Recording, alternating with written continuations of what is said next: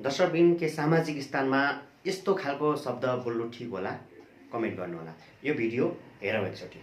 यदि फिलिङ्स आउँछ भने मास्टरबेड गरेर झलाल, बाथरुममा गएर झलाल, होटलमा गएर झलाल, कोठामा गएर झलाल, तर झलाल। तर 3 वर्षको बच्चालाई बलात्कार नगर। ऊ मसँग एक थानी यौनी छ, यो यौनीमा सबैको आँखा छ।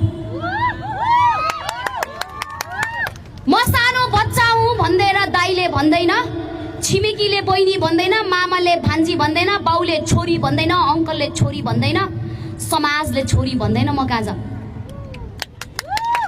मलाई सुरक्षा कसले दिन्छ त? केही बोल्यो भने तिम्रो छोटो लुगाले नै बलात्कार हो भएको भनिदिन्छन्। आमा बाउ दिदी बहिनी दाजुभाइले तेरो छातीको बुबु उफ्रिया थियो भन्छन् हैन?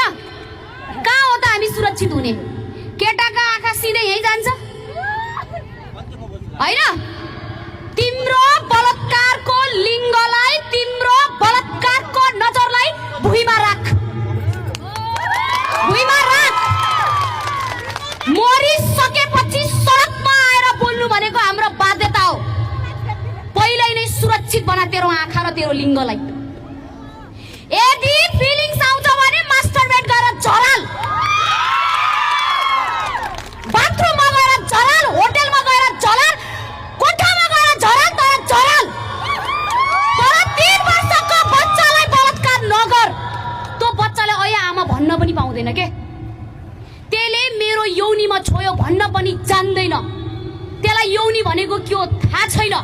त्यसलाई माथिको बुब्स भनेको के हो थाहा छैन। तिनीहरूलाई चकलेटको लालचमा बोलायो, कोठामा लग्यो, थाहा छ? आँखा फुटाएको छ, जिब्रो काटेको छ, शरीरै भरि चुरोटका दबाइएका दागहरू छन्। त्यो बच्चाले कति पटक अया भन्ने होला? सोच त एकचोटि। न हेर्न सकिने न सुन्न सकिने। म त उता फर्केर सुने। हजुरले कसरी सुन्नुभयो? मैले त सुन्न पनि सकेन, हेर्न पनि सकेन। यी शब्दलाई हैन सामाजिक सञ्जालमा भाइरल भएको शब्दहरू छ। तपाईँ के भन्नुहुन्छ? हो, न्याय पाउनुपर्छ, त्यो सबैको हो। न्याय पाउनुपर्छ भन्दैमा सामाजिक सञ्जालमा जथाभावी बोल्नु पनि हुँदैन। त्यो आफ्नो मर्यादालाई विचार गर्नुपर्छ भन्ने विचार मेरो छ। तपाईँको विचार के छ? कमेन्ट गर्नुहोस् र एकचोटि यो भिडियोलाई पनि हेरौँ है। बुद्ध जन्मेको देशमा के को फाँसीको कानुन, के को फाँसीवाला कानुन चाहियो? बुद्धको सिद्धान्त के हुन्छ भने किरा समेत मार्न मिल्दैन।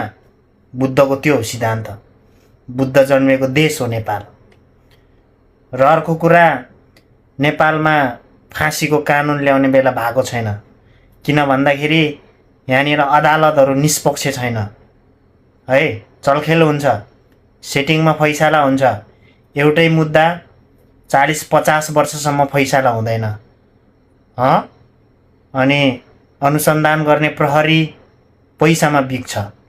त्यो देशमा फाँसीको कानुन ल्यायो भने के होला? जुन देशमा पैसाको चलखेल हुन्छ न्यायालयमा, भरै पैसा हुनेवालाहरूले पैसा नहुने गरिबहरूलाई के गर्छ?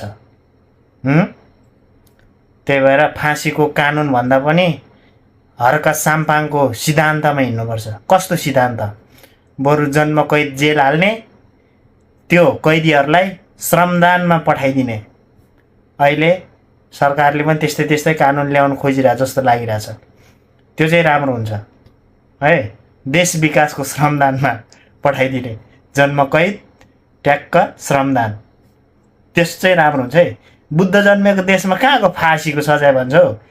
बुद्धको सिद्धान्त थाहा छैन? किरा पनि मार्न मिल्दैन त। अनि त्यही पनि किनबेच हुने न्यायालयमा अनि फाँसीको सजाय भयो भने भोलि गरिबहरूको हालत, जुन ठाउँमा चाहिँ पैसा नहुनेहरूको हालत के होला? जोसँग पावर छैन, जोसँग पैसा छैन, अनि उनीहरू चाहिँ जहिले फाँसीमा चढिराख्न पर्ला फेरि।